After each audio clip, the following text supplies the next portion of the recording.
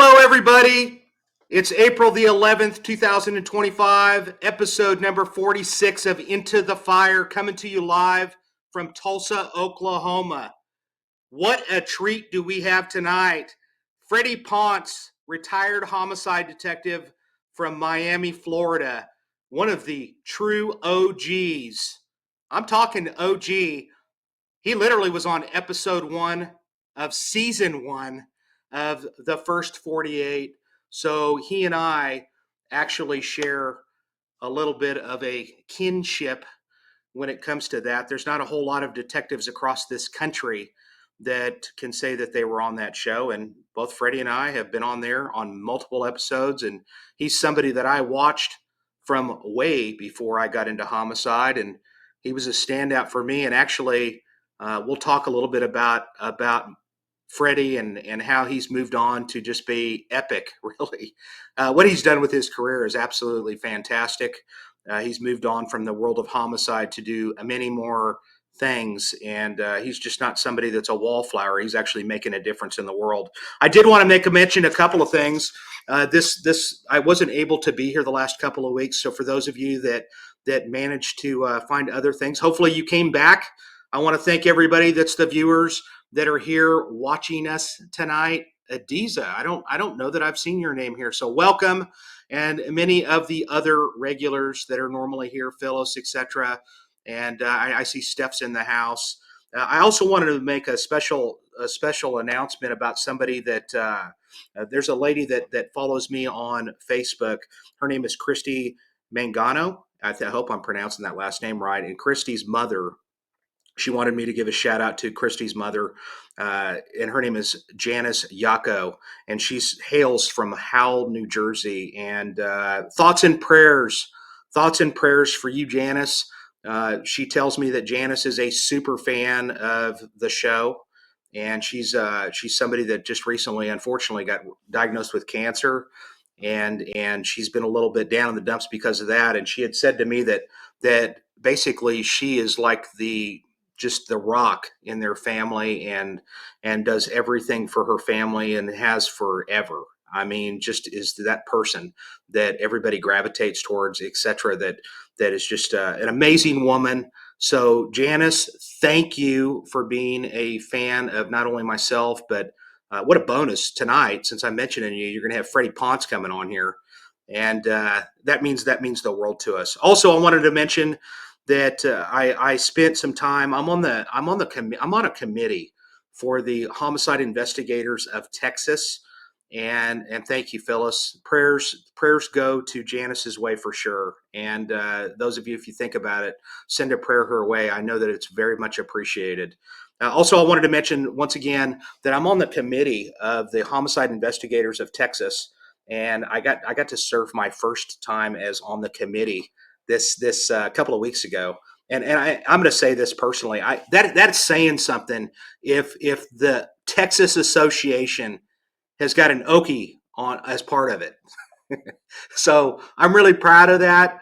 I believe me, I'm honored to be a part of it. Some of the people that I helped bring on for them to have as speakers is our friend Summer Benton, and she's Atlanta Homicide, also featured on the first 48 previously. I got to hang out with Summer for a little bit, and she's a ton of fun. Actually, me and my wife, we went out to dinner with her and had a great time. Lots of laughs. Also, we had Billy Queen there. We had Billy Queen on the show, a couple of weeks ago, and I got to hang out with Billy, and also the infamous Gil Carrillo, who is the lead detective of the Night Stalker case, and just a lot of different people. And Lexi Gage, actually, she was in one of our episodes as well, from the medical examiner's office in Oklahoma City. She actually was there attending. So I had 4 of my previous guests that were there, and what a ton of fun that was. I'll try to put some pictures up in reference to that, but it was a good time, and so forth. So let's get to this. And Freddie said basically we can hang out here for the next hour and 15 minutes, 20 minutes, whatever. When Amanda gets done, then we're going to have to be done. But she's allowing us to stick around a little longer than the normal. So I'm going to tell you a little bit about Freddy Ponce, actually Dr. Freddy Ponce, Ph.D. He's also a graduate of the the NFA. I'm going to get into what that is. That's the I think it's well, we'll get into it. He's the instructor and investigative consultant. Dr. Freddy Ponce is the owner of Citigroup Criminal Investigations Training Group and has been involved in law enforcement investigations for over 24 years as a member of the City of Miami Police Department, and was part of the homicide unit conducting all aspects of homicide investigations, and still has close ties to the department. He is a graduate. Okay, this is what it is. He is a graduate of the National Forensic Academy, class number 55.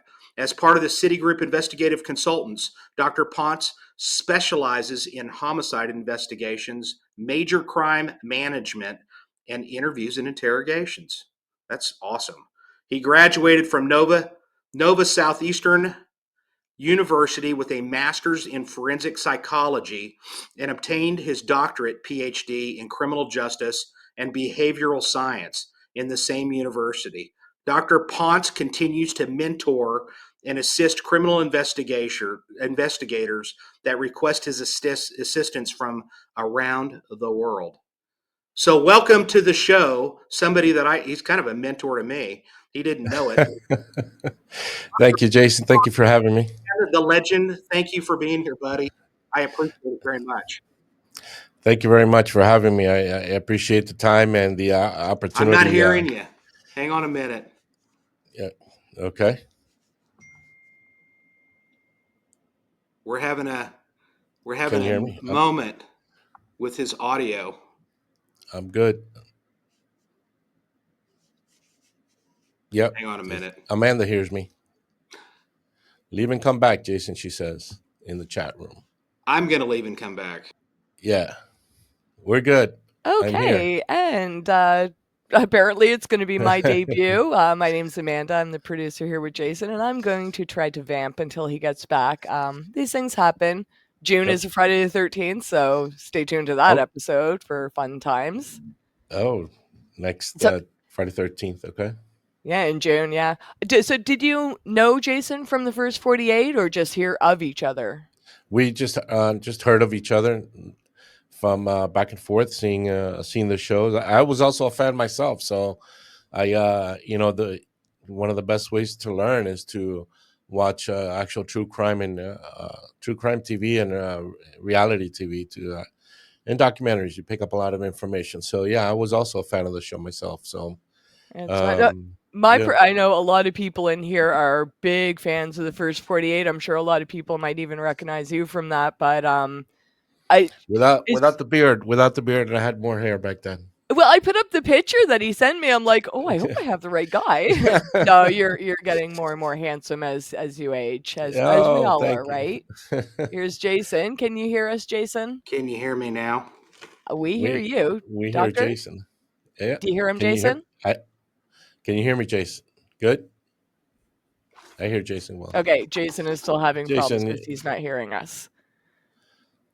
Okay, and welcome to live radio, folks. Is he writing us a note? I don't know what he's doing. Hold on. Yep. We hear you. Double check mic.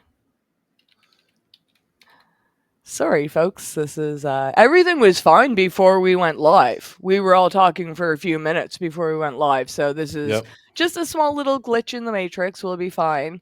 I know there's a lot of people in here that are major fans of not only just 48 hours, or the first 48, but I think a lot of crime in general. And I personally think it's because we just can't wrap our heads around why people do these kind of things, right? And for you guys to actually talk to them, like, does it make any more sense ever? I doubt it, right? Yeah, it's addicting to know what. Yep. Yeah, can you hear us, Jason? Oh, you can hear me now. Yeah, we always could. Can you hear us? I'm not able to hear you. Okay. Yep, we hear you good. Stand by. You can go ahead and answer your question. I'm going to deal with Jason. No, yeah, it's even for us who are seniors at this, always intriguing to know what's in the mind of these people who have these impulses, because homicide is by impulse, and some are a little bit more premeditated and some thought are into it if it's somebody who's actually planning a murder. and we want to know what is that need that they need to fulfill. So yeah, it's definitely intriguing to try to figure out, especially when we're trying to figure out who it is in the end, try to solve that puzzle when Hey, we're I'm back. presented with that problem. Can you hear us, Jason? I can hear you. Can you hear me? Yeah. Can you hear the doctor? We hear Yes. Okay. everybody I'm good. so sorry. We're good. Hey, We're all good. I'm sorry. I'm so Okay. sorry. And everyone tell Jason you want me as his new co-host. I'm just There you kidding. go. I want to be behind the scenes. Take it away, Jason. Don't go away, Amanda. We might have an emergency. Stay I there. will be here. Hey, you know what it was? It was probably it was competing with my other laptop that was next to me. I did want to mention real quick, Freddie, because it may not have came through. Did anything that I was talking about ever come through, or was it just me No, yeah, babbling? we heard everything you said. It went Oh, through good. everything. So, Yeah. okay, great. All right. Well, listen, Freddie, I appreciate you being here, buddy. I really do. Yeah. You're somebody that you and Thank you, I man. we share a lot of commonalities, actually. And I know that what I want to start with, honestly, is uh, man, how did you even get interested in becoming a cop to begin with? How did that all start out? Wow, I'll tell you, that story is a very, very long time ago when I was about 19 years old. I was looking for a job, and a friend of a friend who owned a detective agency in Miami was looking for young people who actually wanted to do something fun and actually do some simple work of following people around who were cheating on their spouses. And when I was told that story, I'm all in. I'm all in. While all my friends were hustling around in the streets of Miami, either at the beach or playing basketball, I was chasing old people cheating on their wives, and I was having a whole bunch of fun doing it. And I was fortunate enough that the owner of this detective agency sent me to my first interrogation school when I was 19 years old. I'm 57 now, and I've been doing that work for that long of perfecting and coming up with new methods of interviewing and interrogation. It's but one or two of my main courses that I teach with my company now is advanced interview interrogations and interview interrogations and interrogations for homicide investigators, amongst all the other courses I teach with my company for homicide investigators. So if that's something I've done throughout my entire career. So I did that for a couple of years. I did some missing person cases. I left to the military for 4 years and still doing research with that. And then when I came back from the military, my goal is I was pretty proficient at interviewing witnesses already. I was pretty good at it. And my goal was that I wanted to interview what I thought to be the worst criminals in the world were sex offenders.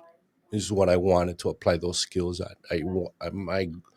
My passion was to be in front of a sex offender, a rapist, and get him to confess.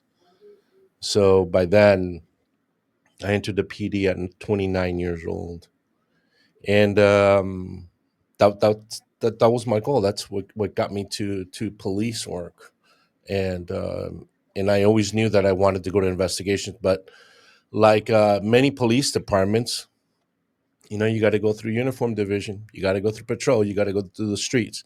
This is different than what happens in other countries. I'm in Brazil right now, and it's not like this here. There's the detectives are not patrol officers, and there's a big disconnect with that. There's a problem with that because they don't have the street experience that investigators like you and I have had, been in uniform prior to uh, being in an investigations unit. So and then so I applied to Miami Police Department. I got in. I did my work in the streets. Did about 3 or 4 years on the road, and I already had some background experience with investigations. But I was having a problem getting into Special Victims Unit. Back then, it was a sex. What was it called? It was not called Special Victims Unit. Yeah, they We changed called that it wording. we called it sex crimes, just sex sex bat crimes. yeah sex battery unit, that's what they called Okay. it back then. It Now it's changed. But the guys that worked there at the Special Victims Unit, those guys were there 20 years. Those same investigators, they would not leave. There were no openings at all. And then through official bulletins started coming in openings for homicide. So I was like, listen, I know that many of the murders that have occurred are a result of a serious domestic violence case or a sex offender that went too far, rapist that went too far and then killed, their victim.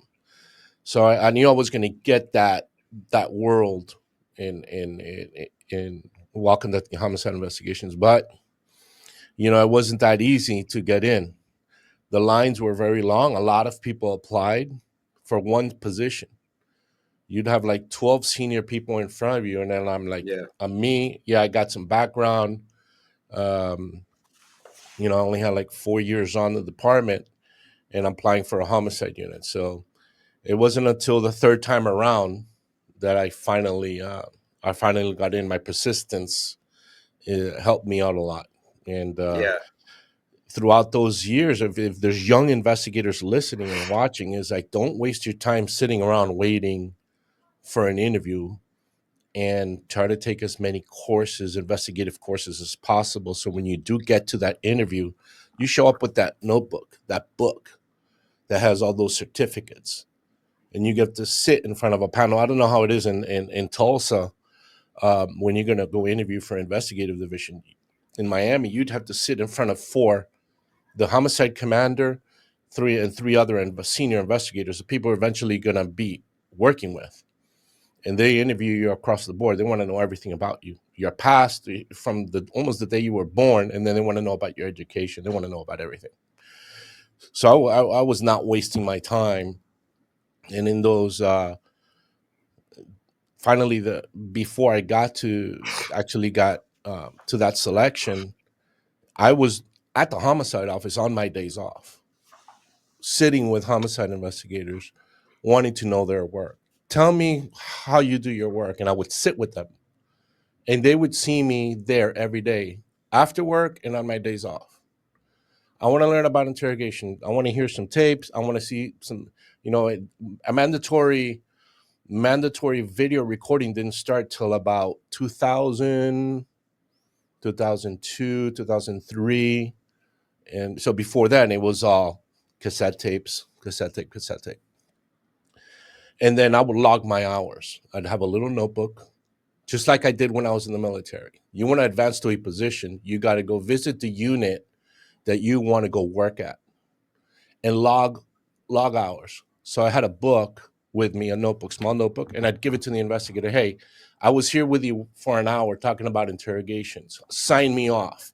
And they're like, what the hell is this? What is this thing? Sign you off. Right. Just trust me. This is what I need. Because I knew I was going to come to that interview, whenever that was. I had already been denied already a couple times. Yeah. And then I showed up to my interview with my notebook, and it was stacked, man, hours and hours. And they're like, who does this? Yeah, right. Hey, by the way, is that something that's normal? Did people bring a book to their interview? No, they've never seen that before.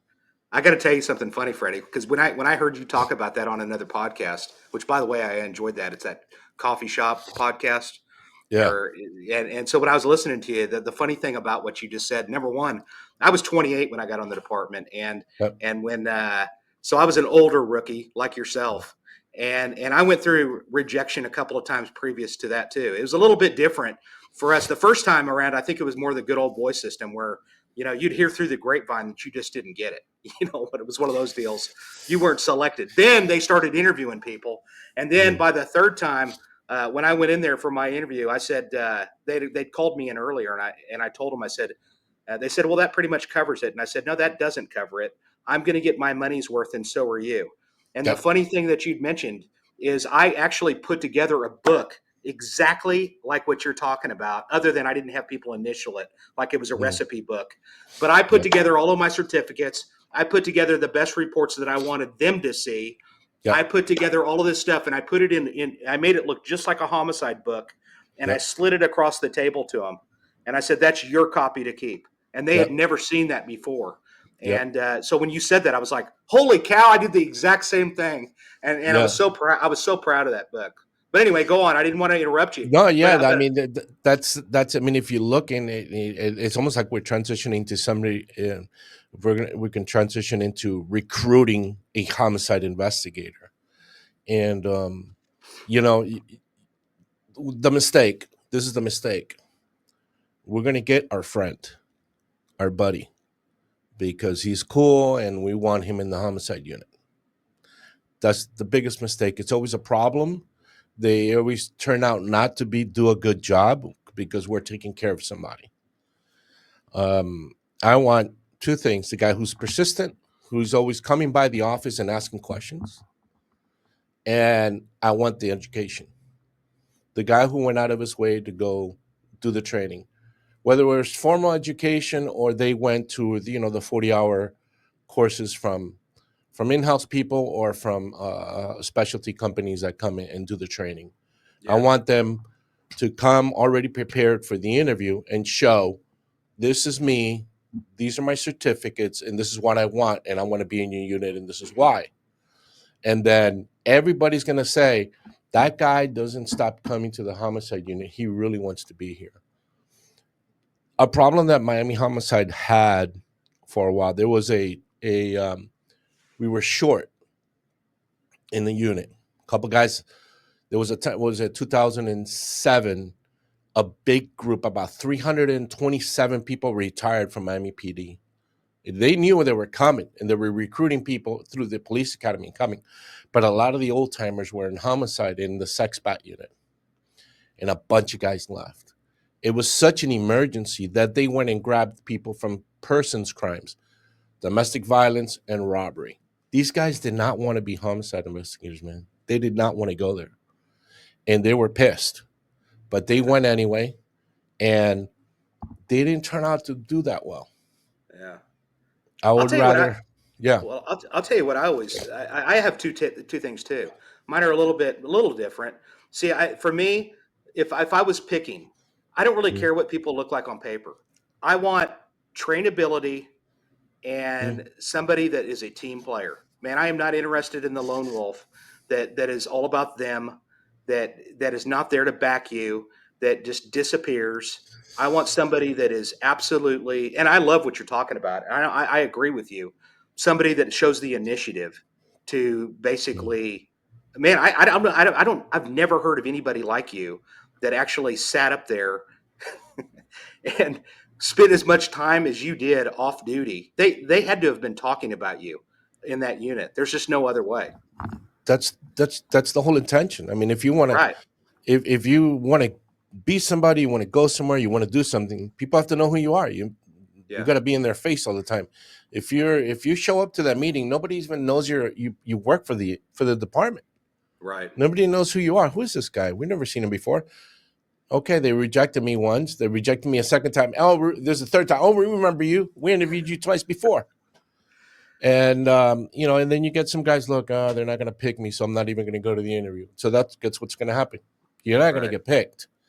So that's you want somebody who wants to be there. Just think about the job itself. You know the job.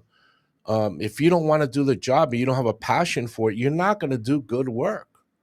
You're not going to do good work. So you want to be there, and I want some education. I prefer to recruit somebody from a persons unit, somebody that wants to be there and already has some experience interviewing. Give me somebody from robbery, give me somebody from domestic violence, but that they want to come to the unit, not that they don't want. They want to come, and they have experience already doing interviews, so I don't have to waste my time training. I get a new guy that I'm training. How proficient are you at interviewing witnesses? Give me that. You're really good at that. We are making a lot of progress. I don't have to babysit you with sending you, go interview a witness for me and bring it back. Let me hear the recording after. So that's a big one for recruiting. Recruit somebody from persons crimes. Yeah. Harder. It's harder to bring somebody straight from patrol. You would have to hear about their background on education, but I definitely look for domestic violence and robbery. Yep. Yeah. How big is Miami PD as far as authorized strength? 1,500. Okay, so it's pretty good. It's pretty officers. good size. Yeah, it's pretty good Yeah, size. 1,500 officers. You're definitely busy. I mean, there's no doubt about it. There's tons of crime there. So you get. I agree with what you're saying. I think that's great. I also would like to see somebody that comes into the unit, and I think that we're kind of guilty of this a little bit too. Is that I don't think we set the parameters down on as the way it should be. What we expect of them. Mm, Their squad expectations. When you come in the door and they put out a skeleton call, I don't want you to be sitting at your desk while we're getting up to move to go to it. You should be beating us out the door to go see mm, the skeleton call or the death call or whatever, to go, hey, can we go to that? That's what I want to hear. And then right. ask me questions, even if you know the answer to it, to make me think that I'm important. You know what I mean? Ask Mm, questions, whatever yeah. you've got to do. So, but that's good. So you get into homicide. Once you get in there, you're not in there for very long before the first 48 rolls in there. Is that right? We started filming in, I think it was, there was another show filming before the first 48 was Crime Scene Uncovered, but it only covered the CSI guys. So when it transferred to Homicide, the show died there. So they were like, hey, let's come up with this new show. I think it was 2002. And then first 48 started, and then that went for 13 seasons that I was there with them. Yeah, it went a long Yep. time. Yeah, it went a Yeah. long time for sure. You, when they came in there, tell me a little bit about what that you're, for you guys, it was completely different because you didn't have somebody to kind of see how it went with other cities. For you guys, it was a brand new thing. So what was that like? Yeah, we were the first city that launched in first 48. We were the first city. Working with the field producers, the guys. Yeah, at the beginning it was a little odd, man. It was a little weird. Because we it was, you were talking about trust. We needed to trust them. We always had control. We always set the parameters on when they can film, when they cannot film. They were always called all the time. When the sergeant received the call that there was a homicide, they were like the second person called, and then all the other detectives got called in. So they were, some of them were on scene before we even arrived because they lived in the city. They had apartments. The producers were rented apartments in the city, so they can get to the crime scenes faster. Yeah. So it's being comfortable with them. That the initially the camera in the face is exactly what it is. It's a camera in your face the whole time you're there, the whole shift. And there's like two guys. Never really saw three guys with cameras. Always There's always two guys, or a lady. And the camera in your face was uncomfortable initially. It was tough. And then I think we only really had a problem with one guy, and it wasn't a big deal. When we told him, hey, look, you need to put the camera down. We're gonna have a private conversation. He was still with the camera up, so we had to stop talking, and then we had to had a separate meeting with him, and then call New York, and this little thing like that. It wasn't a big deal, and then we had another problem with a guy. We told him to get out of the crime scene, and he wouldn't get out of the crime scene. It was a small issue, but I think it was after a while of being comfortable with them and becoming friends over the years. We would see the same two guys for many, many years. So until this day, I'm still very good friends with most of them. I've done several documentaries with some of them on other stuff, and I'm working on another one now. But yeah, initially it was tough, but then it became okay. Yeah, one of the questions that came in is that do we have to have permission? They don't have any permission to film, but they have to have permission later on for their from the loved ones for them to air the episode. That's kind of how it worked for us. I don't know how it was for you initially. Was it like that? Probably even more strict, really. Yeah. So initially, when I first started, it was a contract with the city of Miami. It was it was a several meetings with the city, several meetings with the chief of police, with the homicide commander, and then all of the investigator had to sign a release that their faces are going to be on TV. Nobody got paid anything, no benefits or nothing like this. And then everybody who was filmed had to sign a release. All the witnesses and all the family members. So if you saw a blurry face, it's because they didn't get a signature. If you see something on TV, and if you saw a blurry face, is because it was somebody we were looking at, a person of interest that we were looking at on TV. You know, you always see that blurry face on the TV. Yeah. Is because they were. It was not a suspect, an eventual suspect in the end. Yeah. So I want to talk about a case that I thought was interesting that I'd heard you talk about previously, and I don't know if it was your first case or your second case, but it was a triple. You got called out on a triple homicide or something along those lines. Does that ring a bell to you? Had a couple triple homicides. I don't know which one you're dealing with. Well, the one I'm referring Triple to is doubles. when you get there, it turns into an actual double homicide because somebody was, Oh somebody was yeah, yeah. The kid that was acting dead. Yeah, when the police arrived on the scene, he was so scared. Even the officers that were on scene calling for the triple, and then she touched the kid, and the kid was like, "No, I'm alive. I'm just staying here because I don't know if the shooter's still around." Yeah, that's crazy. We've seen some pretty crazy stuff. A lot of crazy cases. It's tough. It's a tough job, man. You know it. We've seen a lot of horrific scenes throughout the years. Yeah, no doubt. I tell you what, one of my favorite episodes of all time, actually, of all of the episodes from the first 48, comes from Miami, and it's just a scene that Irvin's Ford basically brought one mother. You know probably what I'm talking about. He brought the mother of the suspect in to talk to the mother of the victim, and I thought that was freaking brilliant. Number one, and I Yeah, think that it paid some dividends really to try to get that individual to turn himself in. yeah. That meeting, the meetings with the that's always something that we've always worked on is going directly to the offender's mother when they're on the run, because they're always going to contact their mother, either the mother or grandmother, the person.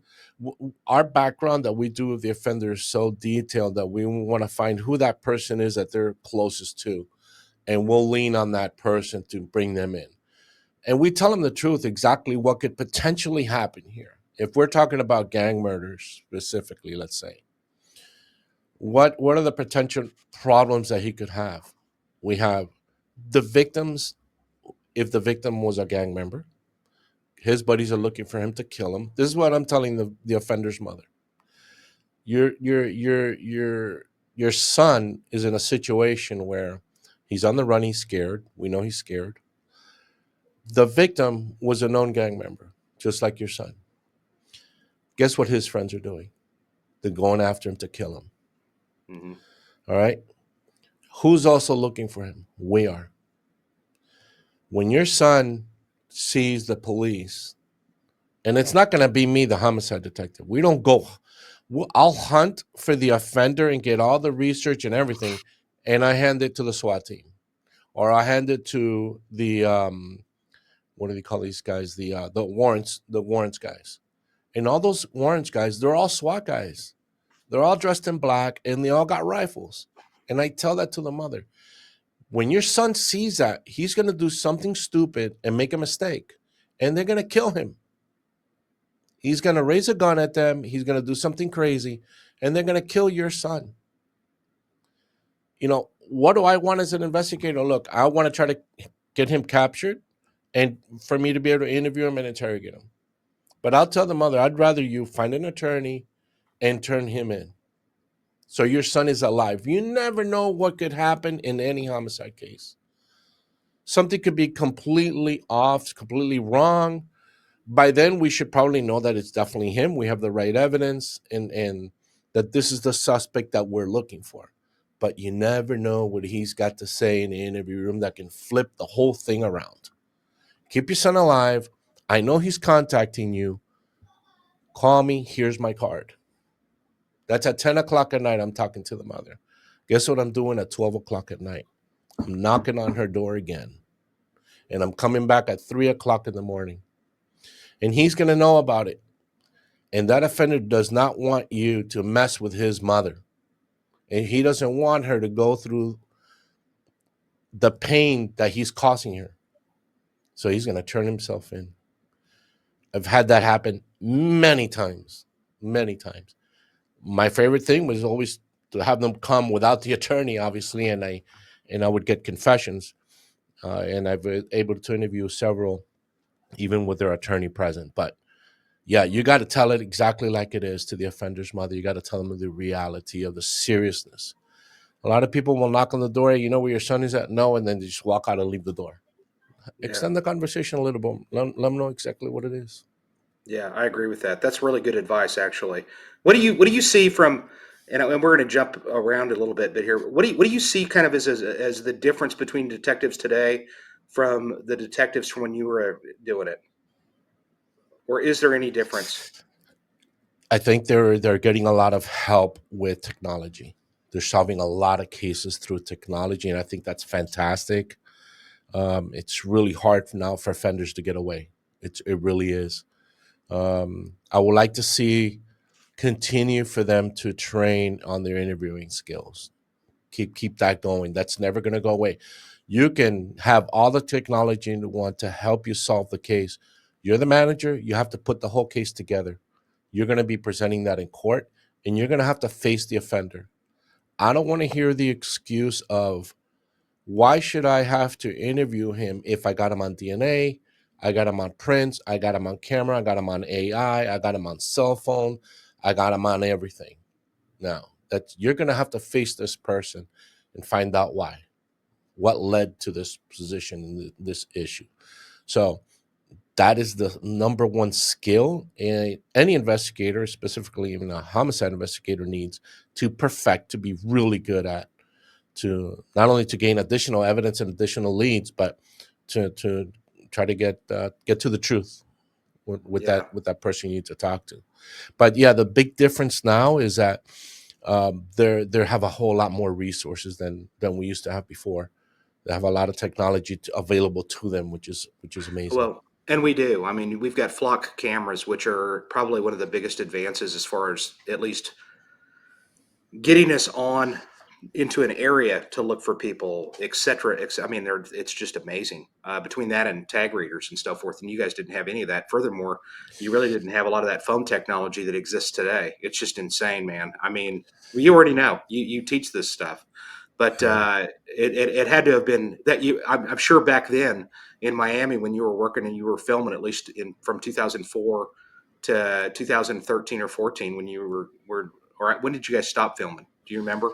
I believe it was in 14 and Okay. 15. Yeah, 14, 15. Yeah. Yeah. So I mean, I'm sure that you would have loved to have had some of that technology then, but I think you're absolutely right. And I think one of the problems that a lot of these people, it's almost a challenge for interviewing anyways because of this, because they Mhm. live on their phones and they text and they email and they don't talk like they used to, kind of a thing. You and I are about the Yeah. same age. So we both had Yeah. a phone cord that was over 100 feet long when Yeah. you were growing up in your house, man. Yeah. Yeah. Yeah. We sure Yeah. did. But all right, so you've done that. You did the first 48. What was the experience like, or what was the community's reception to that in your community? Because quite frankly, man, here in Tulsa, I'll tell you, I think it's a blessing for us. I mean, I haven't seen anything negative with respect to that. The community, quite frankly, they're more apt to talk to us because of it. They have more of a familiarity with us. So, what was it like in Miami? It was exactly the same. It helped us solve a lot of cases. I know specifically in the Overtown Miami, they were big into it. You step out of your car and everybody's shouting your name from a distance. Hey Ponce, what's going on, man? What's going on? And when you even got to the senior, they're already screaming you from the third floor. Yeah. Yeah, definitely. We solved a lot of cases because of the first 48. We had a lot of people call in. They got to know who we were. Not that they were. How do I put this? They watched so much that they got to know us as investigators of our personality and who we were, and that they knew that we cared about the community. We actually, and they see that. So It showed the other side of us, the true side of us that they didn't know about. So that got them, they got them calling. The more cases that we were solving, they're saying, hey, these guys are actually working hard. They realize, hey, listen, we've been here for 4 days. We haven't gone home. We'll go down to the gym, go take a shower, take a nap 15 minutes in the car, come back up to the office again, grab something to eat, get back at it. They were seeing that live as as it was happening. So yeah, we definitely it definitely helped us. It definitely helped us. A lot of people complained too. It was like, hey, you guys are showing too much information on TV. The sheriff's office they denied. Was it ITV or the company who does First 48? Yeah, ITV. Yeah, they didn't want to do it because they thought that we were releasing too much technique, too much information. Oh, look, everybody knows what's going on, man. Yeah. But when you commit the crime, it's you're facing the music. It's completely different. You're not going to be remembering. Oh, I remember an episode that I saw. Maybe I should talk like this better. No, that's a joke. Yeah. So what's the deal? I mean, you already said it. There's how many TV shows on TV that deal with real true crime, and what happens to them when they actually do one of these cases? They're not able to think. They're not thinking about all that jazz. No, it's not. Yeah. So It's my favorite part. I have to say about hunting killers is, listen, they always know you're looking for them. So everybody's all concerned. Oh my God, we got to get them right now, or they're gonna find out that it's them. Listen, they know it's them. They're the one that did it. They're always on the run. From the day one they commit the murder, they're always on the run. Whether they go sleep at mom's house, auntie, or grandma's house, they're always on the run. They're always jumping around. I'm fine with that. They're gonna make a mistake, right? Um, yeah, my favorite part about that is that while they start getting tired of running and now they're sleeping, is when I have that warrant in my hand and I go knock on that door with that team that's gonna go in there, and then that's when the bomb hits. If you've ever been scared of anything in your life, multiply that by 10. What happens to your body? These guys, you go knock on their door and they urinate on themselves or they defecate on themselves when they see your face, especially if they're fans of the show. And they knock on the door and they see you, who you are. Oh, hey, that's Jason. I know Jason. Oh shit, Jason's here for me. yeah. And Didn't you guys? that bomb drop is tough. Didn't you say that you guys hit a house one time and honestly, you guys were on TV when you went into the house? Yeah, that was a show. What did they title that? That was titled. It was a case of the victim got set on fire in his car. It'll come to me. It's coming to me. Torched. Yeah, it was seven defendants in that case. They all confessed, and it had been 6 months. I think the show would air like 6 months or 3 months later. By the time they started filming, it would already be airing. So the rerun was on when I knocked on his door. He was watching the rerun of the show that he was in, that we were looking for the guys. Oh And when I man. knocked on the door and he opened the door, he right there, man, he urinated all over himself. Just No grabbed kidding. him. All the county guys or the SWAT guys grabbed him. They brought him out to the hallway. It was pretty crazy. That's happened a couple times. It's a couple times. The show has helped a lot. Yeah, that's my favorite part about it. Obviously, getting a confession is a lot of fun, but just knowing that you're there, about to knock on the door, and they're having a good time with their girlfriend. That's it. Timing is everything. They're having a good time with their girlfriend. They're having dinner, or they're hanging out, or they're by the pool, or they're at a party, and the bomb just drops, and it just ends for them. Yeah. It's a lot of fun. Yeah, that is a lot of fun. I actually enjoy that too. So you were in that unit for how many years and how many cases were you the lead in, if you know? Oh my goodness. 14 years, 15. I think it was 15. Yeah. Lead. Well over 100 cases, easy. Yeah. Who was your? Who And was probably your? we were. I don't know how your team is set up. We were always a team of 4. So we all went to everybody's murder. So not only was I the lead, I was the lead in my case, but the 3 guys working with me were helping me. Yeah. And when it rotated to my partners, my 2 other 3 partners, I was in their cases. So we're multiplying all these cases together. So that's we had 6 teams of 4, and then across the guys, the other team 1, team 2, team 3 that were across the desk from us, they were working the similar offenders that we were on multiple murders. So everybody was involved in different cases together. So, to say that you're the only lead on one case, you're really not by yourself. Right. We're all working a bunch of cases. Yeah. And then we did not just work homicide. We worked natural death cases, suicide, not traffic accident cases, not traffic homicide, but accidental cases. Somebody falling from a building, something like that. And we also handled suicides. Right. So we responded. Not many police departments respond to actual natural death cases. You would So actually respond. You responded to all those too. so Like you would every show up to those. yeah, Wow. we See, would we don't do respond that. to every I don't know why, every Saturday morning or Sunday morning, we'd have um the little old people, died, and their families find them in the morning. So by the time you come to work at 7 in the morning, I worked 10 years homicide midnights, and then I went to the day shift for my last 5. And it was always in the morning. You'd have 4 or 5, 6 natural deaths in the morning. Your rotation was all morning long till about noon, going from house to house, doing a quick inspection, making sure everything's kosher, no problems, no issues, and then let the officer continue with the funeral home and handle everything else with medical examiner. Yeah.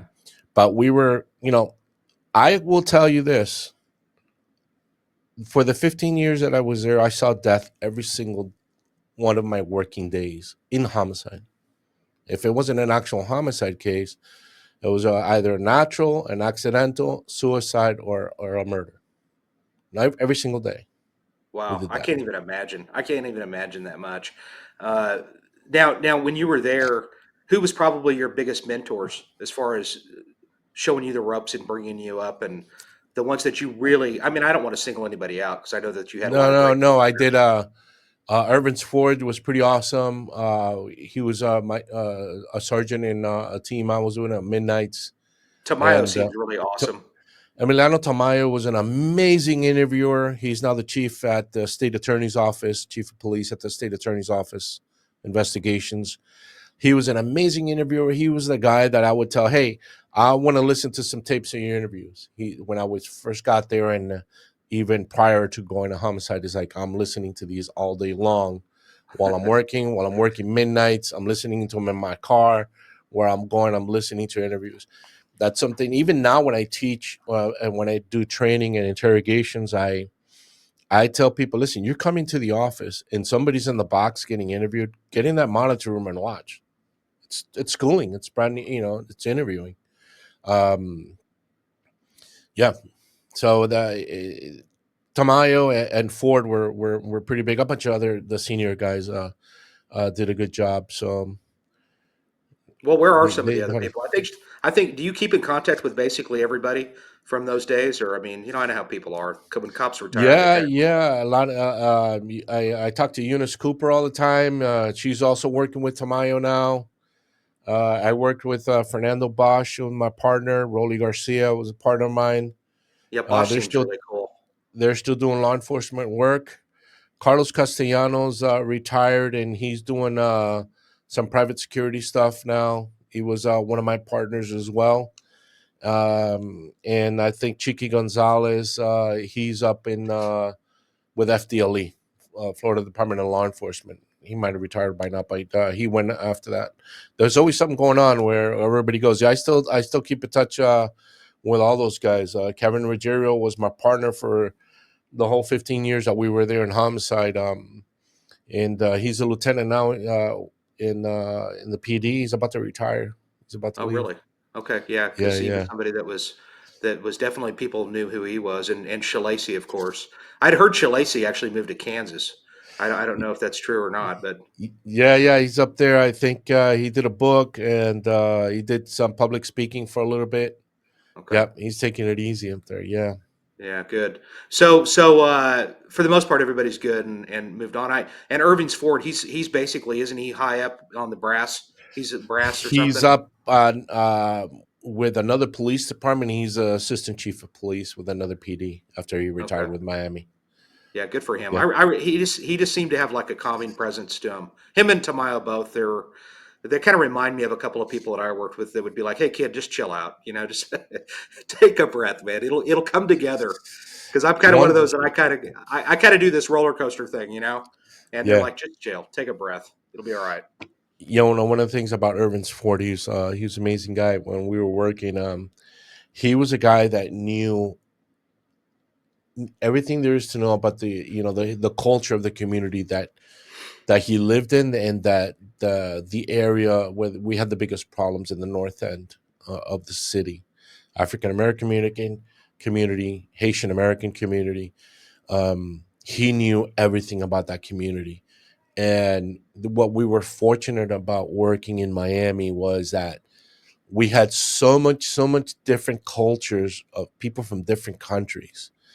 We were so good at not only picking up just accents and knowing where people were from, what countries they were from, but the more knowledge that we gained from every culture when it comes to coming to interview those offenders, we knew everything there was about them personally and about their culture. So when you engage in that conversation about culture, you definitely know that. So in your area, you have the tribes. If you know anything about the indigenous community and the community of the people of the tribe, learn about it.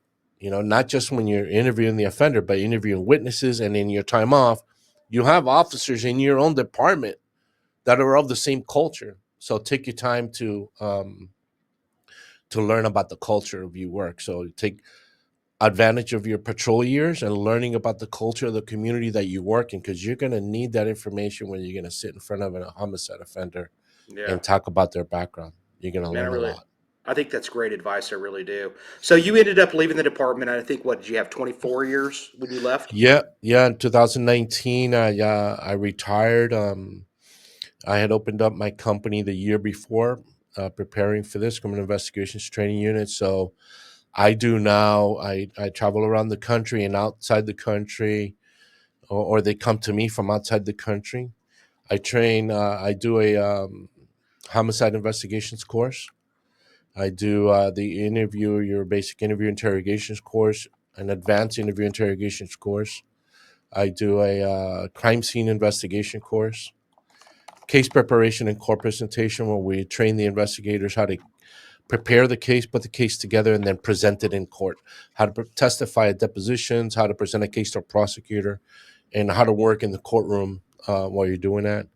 And then I also have a criminal law class that I teach with a prosecutor friend of mine. That she's pretty awesome.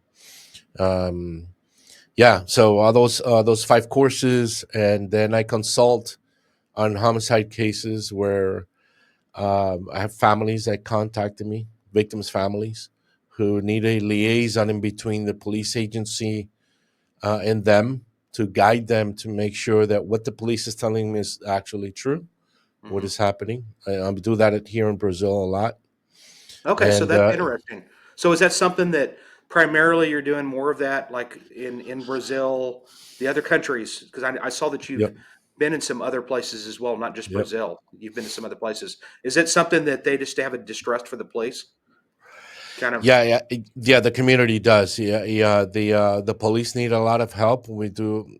I help them with training as well. But yeah, the families, they want to make sure that the police is doing the right work, that they're doing everything they can, and what they're telling them is true or not. So I get access to the police case files. I read them through, and then I tell the family, look, they've either done a good job, or something's missing. They need to do some follow ups, or they've made a lot of mistakes. These are the mistakes, and these are the problems. Or just like working cold cases, I help them find the offender, and we do that, and I do that for them. How did that even start? I mean, I would think that that would have been an easy thing, or not easy to break into that, where the Right. police So departments weren't probably like, "Oh yeah, hey, come on down and take a look at our books," you know? yeah, it's all about networking, man. We had a contract with the State Department back in 2000. Fred, when was that? 2012 through 14 or 15. We were traveling to Brazil to train the Brazilian police department there. So I put my course together for homicide, and we would team of three, and we would travel throughout Brazil. Did about 7 trips to Brazil, to different states, and then I kept that networking. So every class was about 40 to 50 students, and then I created a WhatsApp group with every single person in that room, and I stayed in touch with them throughout the years when we stopped traveling there in 2015, I think it was. Mhm. 15 or 16, we stopped traveling there, and I remained friends with all those people, but they never stopped contacting. So um, several of the homicide investigators would call me and tell me, "Hey, I'm working on this case. Can you help me out? Let's do some brainstorming here." And then it started from there. And then I would be in touch with the victims' families after I had retired and help with cases, and it's worked out. It's worked out well. That's good. So, I want to go back just briefly. What's probably the most challenging case that you ever worked as far as in homicide in Miami? Because that's a lot of murders. That's a lot of craziness. Yeah, Is there one that sticks out? yeah. There's one. That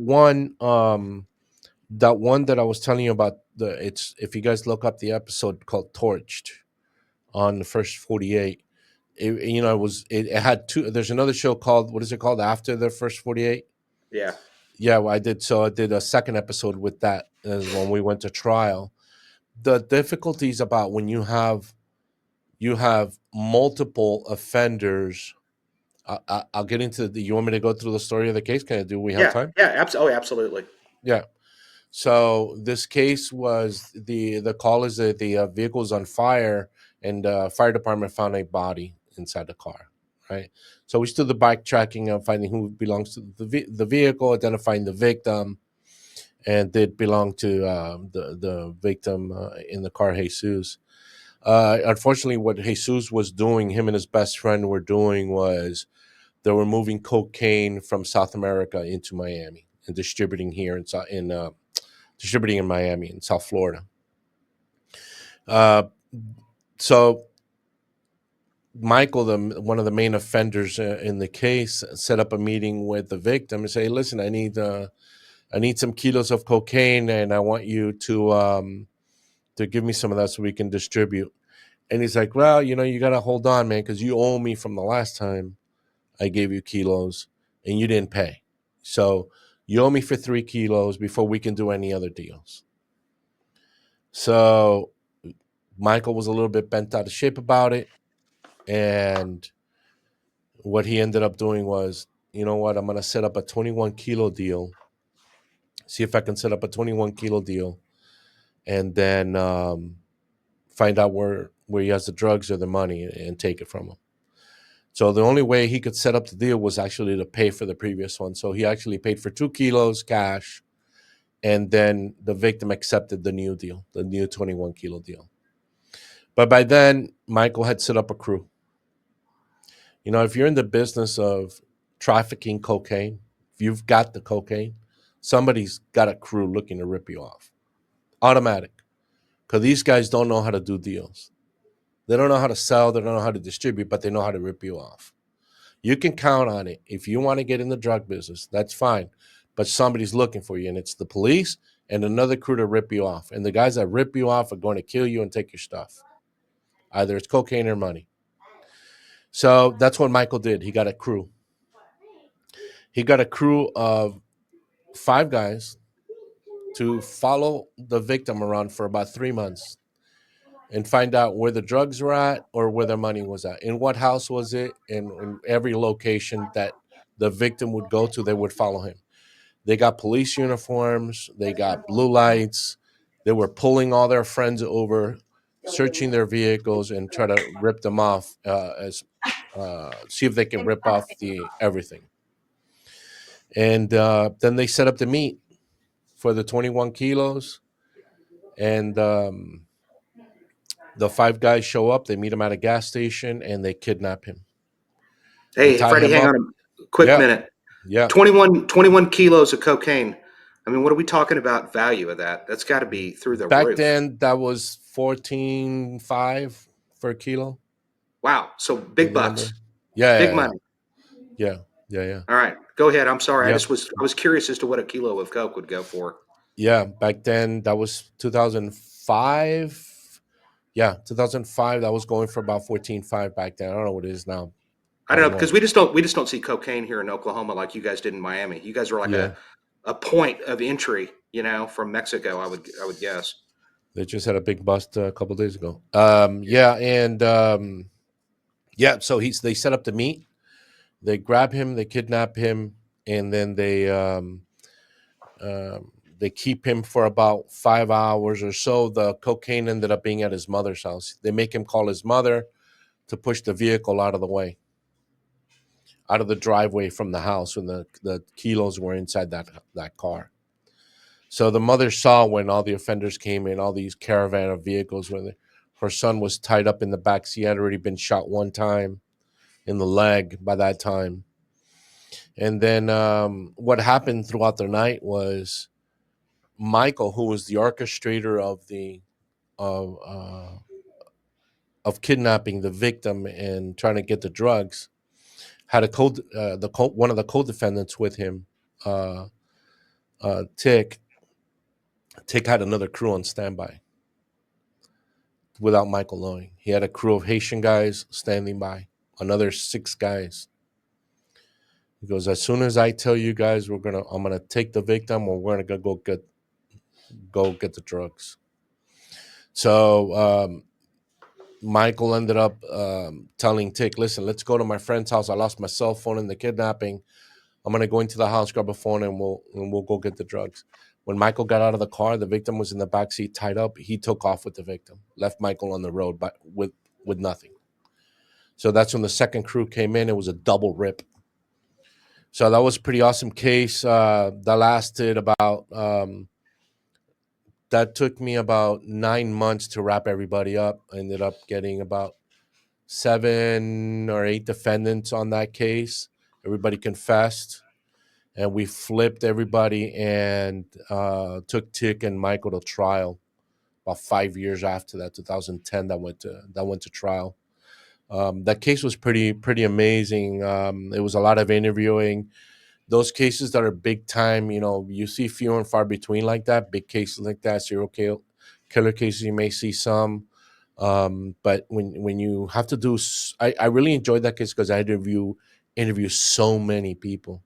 There were Mhm. so many gang members involved in that case. I was particularly got hooked on gang murders, Latin Kings. Um, you know, um, what do they call syndicates? On some of the gangs that were formed in Miami. For some reason when that rotation came around, it was a gang murder show. I got pretty good at doing gang murders and going to interview in prisons, gangs.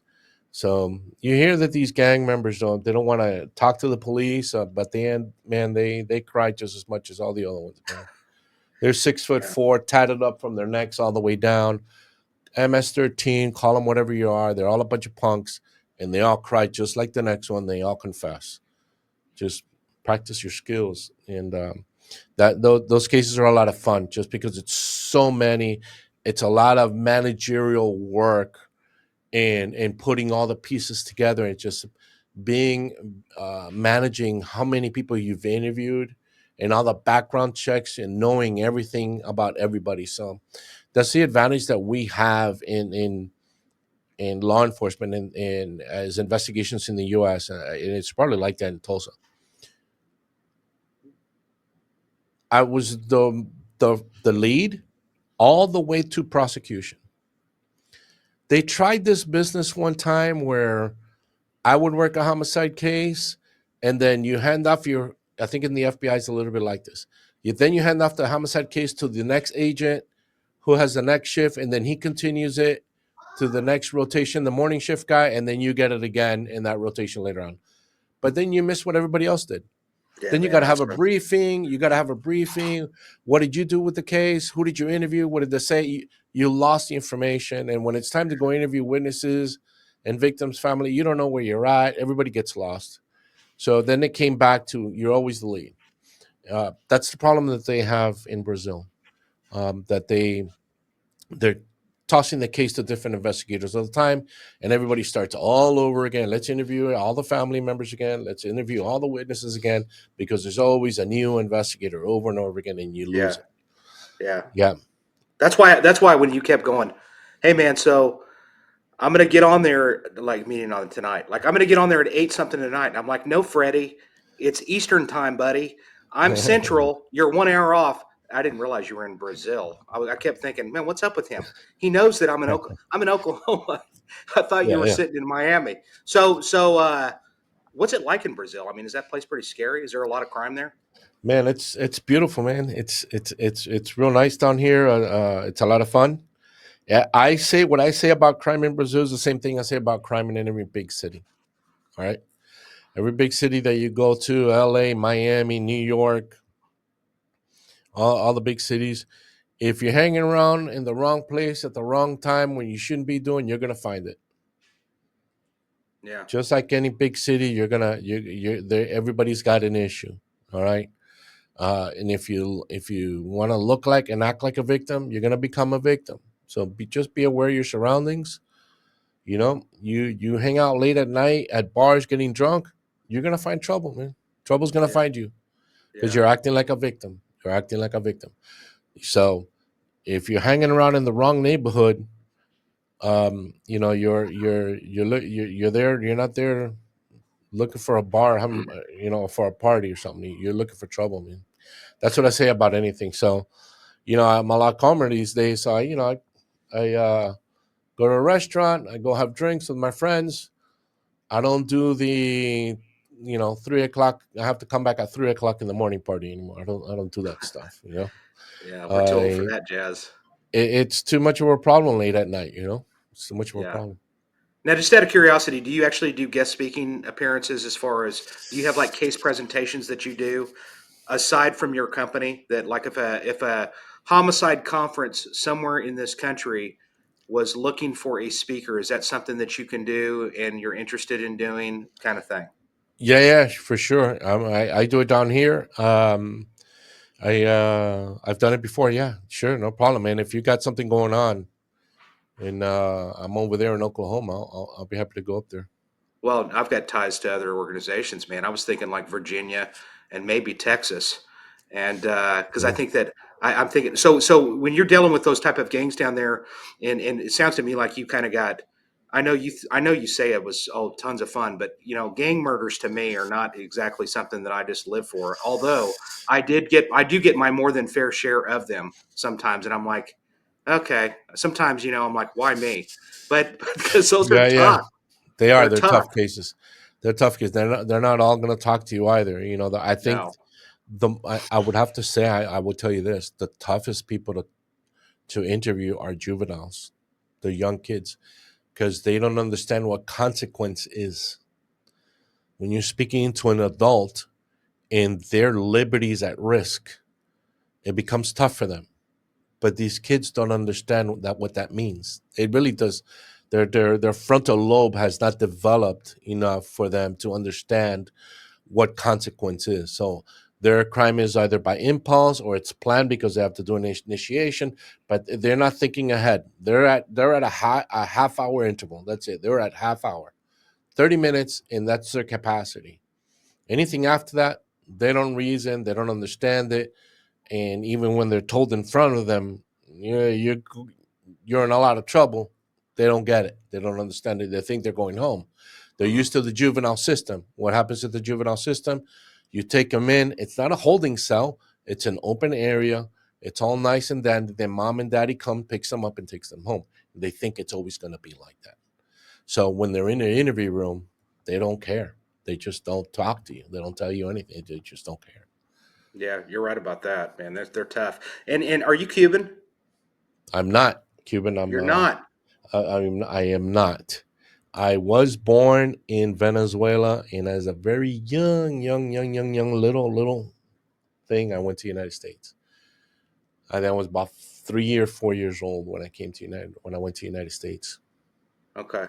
But I Yeah, have the to reason. say, I was the Cuban community is amazing, and the culture is incredible. You will, what do they call it? You will become Cubanized if you're hanging out in Miami for a long time because the food is amazing, and the people are amazing. So you're not Cuban, but you've been Cubanized. Yeah. So you're partly Cuban now. Did you have it? Did you ever have any people that just would flee back to Cuba? And then what did you do then? We've had a couple. Yeah, there's no extradition, and there's just like Brazil. There's no extradition in Brazil either. It's tough, man. It's tough. It's tough. We chased down a serial killer here down here in Brazil, and the case ended up being made. But Broward County did a really good job on that case. They had one of the victims. Many years later, they were able to solve the case, but the guy ended up dying in an airplane crash. But we always knew where he was. We just couldn't. We just can get him extradited. Yeah, that's crazy, man. It's That's tough. crazy. You could do all the. We've gone to other countries to go bring people back. You work with Interpol and you get a red notice on the Interpol warrants. You got to work with the state departments for that to go chase people down in other countries. You just can't get on a plane and go. Yeah. Once you're given permission to work with the police, then we at Miami Homicide we chased people all over the world. We traveled all over to interview people all over the world. No kidding. Eyewitnesses, even if there were eyewitnesses. And if the offender's in another country, we know that they're there. We're going to do everything to get them to bring them back Yeah. for the marshals to go get them and bring them back and work with the governments to bring them back. And we're interviewing when they come here.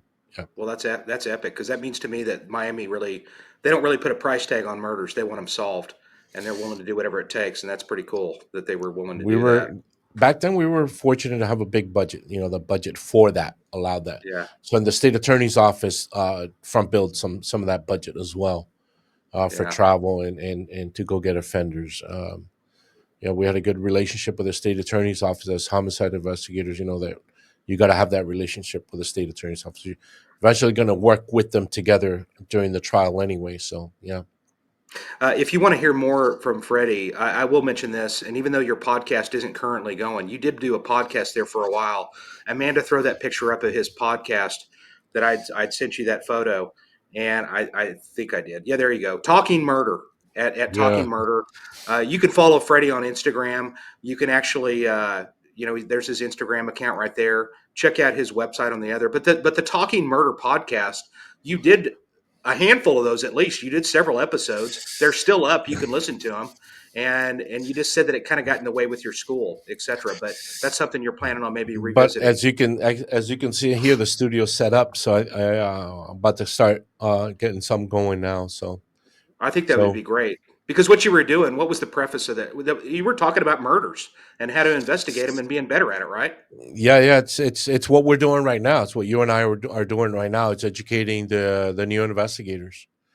It was part of my training. I'm doing the actual training now, and additional information for them, just additional information for them, to get better at their work and talking to we're talking to judges, attorneys, other investigators, techniques.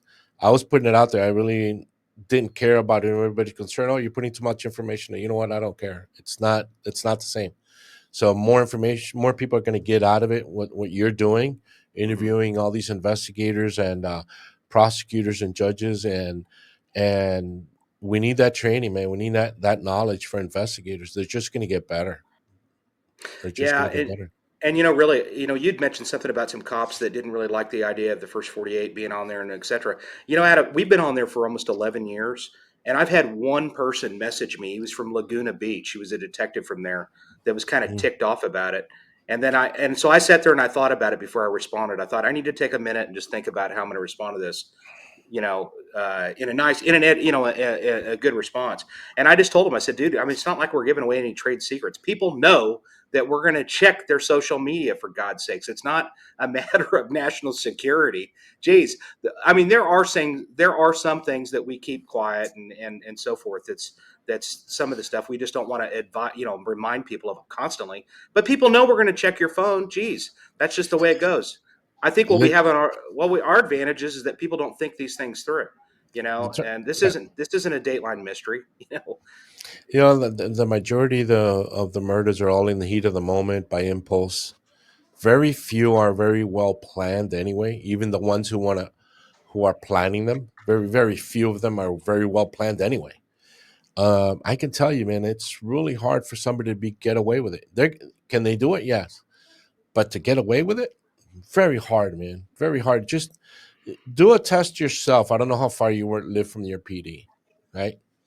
If you were to leave from your home, let's say that's an hour away, and you drive to the PD, can you conduct an investigation on yourself and find your vehicle every, I don't know, every half mile? Either it's tracked by a camera somewhere, it's tracked on the highway by some sort of SunPass or ePass or some kind of toll system. hmm Um, when it gets to the endpoint, we're gonna put a device in your car. I'm gonna know the speed that you were in, where you yeah, turned left, where you turned right, when you gassed up, when you didn't gas up. I'm gonna have every red light camera that you passed through, every sun pass camera, everything, man, everything. You can't get away with it. yeah, I'm gonna track you, and you're gonna be able to track yourself that hour drive all the way to the police station. If you just think about it, can I leave, commit a murder, and go to work, and say I didn't go to work? It's not gonna happen. Forget your cell phone. hmm Forget your cell phone. We can track anybody, anywhere, at any yeah, time. You're not gonna get away. You can lie all you want, but it's too tough, man. With that technology now, yeah. It's insane. the That's a cameras. good. Well, that's a good public service announcement to the people that are tuning in here to educate themselves, man. Because he's right. You're Tough. right, It's Freddie. tough, It's man. not. It's tough. It's tough. People don't like look. People don't like city cameras. There's over 1,000 cameras in the city of Miami, a 34 square mile zone, 1,000 cameras. Yeah, that's just the ones that are on the roads, right? That's not even counting all the doorbell cameras and the business cameras and the every other camera. Right. We're talking about police cameras. Yeah, all the other cameras. You drive through a business at midnight that's closed. The lights are on. Guess what's on? The cameras are on. That's why the light inside the business is on. You drive by, there's a camera. You're gonna be seen. There's Yeah, no way out. But you know what? The killer who's watching this now, the guy who wants to kill somebody, he's not gonna remember all that stuff when he's doing it and where uh, he's trying to get away. He's not gonna remember. He's gonna get caught. yeah. It's awesome for the new technology. I love it. It's great. No, it is too. It is great. So I just want to remind everybody that number one, Freddie Ponce, man, you're awesome, dude. I really have a lot of respect for you, and I'm not just saying that. The reason why I do is because you've not only did you represent your department well, actually all of Thank your you, man. detectives did. I think that your department just had the utmost professionalism when it came to Thank solving you. homicides, and really you kind of had the look of what you imagine homicide detectives to look like. I mean, really, even down to Awesome. the miniature coffee cups. What is it that you drink with that? The Cuban coffees. Yeah, yeah. No, but seriously, you guys dressed for success. You came and you did care, and that's one of the things that Yeah, we get from a lot of the viewers from us from our city is that we yeah. actually care. I'm still shocked that departments just aren't fighting over wanting to be on that show, but it's always a struggle to get people to want to have their city filmed. But it's been good for us, so It's loved it. tough, man. It's some issue. There's issues there. There's issues with that. So it could become a problem, and then cities don't want the issues. They don't want the problems with Right, the filming. right. There could be some problems in there while filming. There could be issues. So they're being careful. They're really being careful. You mentioned something. I know you were trying to wrap up, but I did want to mention something about caring about the work and the passion that you have for the work. And when something I learned really, really early on is the passion that you have for the work that you do comes from how you're connected with the victims' families. The lead investigator has 5 things that he cannot delegate. He's got to be on the scene, right? Even if it's for a moment to make an assessment of the scene, he's got to be on the scene. Then he can have somebody else go do that. He's got to go interview the star witness, all right? Person who saw it. I saw the shooter. I saw the killer. Got to interview the star witness. He's got to do the autopsy. He's got to be at the autopsy the next morning. He's got to be present. Got to be there. All right. He's got to make the notification. He's got to take accountability, the responsibility to meet the family and let them know that they lost a loved one. They got to see that reaction face to face, what that is. You cannot delegate that because it's not going to be the same.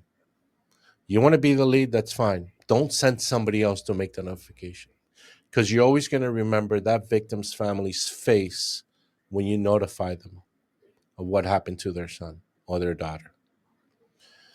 And when you understand that, then you have an attachment to the case. You have a passion for the case, and you don't abandon that victim's family. Just do a self-analysis on all the cases that you've worked or other partners have worked. Who made the notification? And find out how many cases were solved or not solved because of that, just because of that alone. When you're that close to the family, and you tell the family when you have that family meeting, when you tell them to come to the office or you take them to your office, you give them a business card and you tell them I'm available 24 hours a day. You call me anytime you want. If I don't answer, as soon as I see the message, I'm going to call you. I also need you to be available for me when I contact you. Tell that to the family. And I'm going to call you the day that I have the person in custody, no matter what time of the day is. I'll call you at 3 or 4 o'clock in the morning that I have them in custody. And you have an agreement, you have a contract with that family that you're always going to be there for them. And that you're always going to notify them. Even if the case goes nowhere. We've had this problem before. We've got nothing. We've got no leads. Case is dead. But you're still in touch with them anyway. They're going to call you. But what's wrong with you picking up the phone and saying, hey, how are you doing? Look, I still have nothing, but I want to check up on you. You have that connection to that case that tight. You're going to solve those cases, man. You're going to solve them. It's a key component. You got to be in touch with the family. Involve the families in the investigation. Let them help you. You never know how many what resources those families have. They may have a whole lot of money, or they may have no money, but they have a lot of friends who have resources, real estate agents, attorneys. They have friends in the industry. They know people on the streets. They're best friends of all the gang members. They know everybody, all the girlfriends. They know everything there is to know. Don't ignore the families.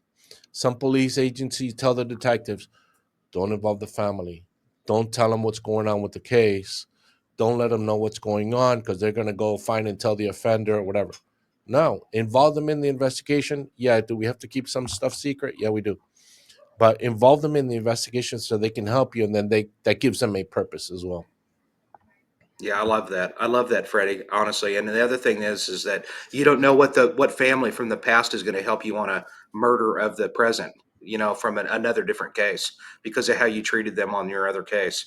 It's kind of one of those, you know what I mean? So, and that's happened. That's happened for me. I have no doubt that that's happened for you along the way. I get calls from people all the time, that are some even gangsters that, I treated them right. And so if you treat people right, and you just treat people right, it's going to pay real dividends for you down the line. And so I agree 100%. I think that's priceless information, Freddie. I really do. And man, they should really teach that to every single homicide detective when they first come into the unit. And they give us a cell phone for a reason. And one of the things that I have seen over the years is I see every now and then you'll get a detective that goes, "Don't give them my cell phone number," and it's like, well, that's what it's there for, buddy, and that's what you signed up for. And that's one of those things. That's a good barometer of what you may be dealing with out of that detective down the line. So anyway, listen, man, I can't thank you enough, buddy. I'm gonna be mentioning your name down the line, and I'm sure that you would be able to present a 4-hour case study or a couple of case studies in a 4-hour period. I'm sure 2 hours to 4 hours, whatever, that wouldn't be an issue for you. You're definitely a public speaker that's been out there. You've attended the Forensic Academy. You've been to the body farm. Didn't you go through that too? Yeah, that's it. Well, I'm doing one now in at the National Forensic Academy in Oak Ridge, Tennessee, for your crime scene investigators that are. If you have any crime scene investigators, yeah, that's at the National Forensic Academy. We do a couple of weeks there at the body farm. There, uh, we do a search, excavation, and recovery there. Bone identification as well, of course, with Dr.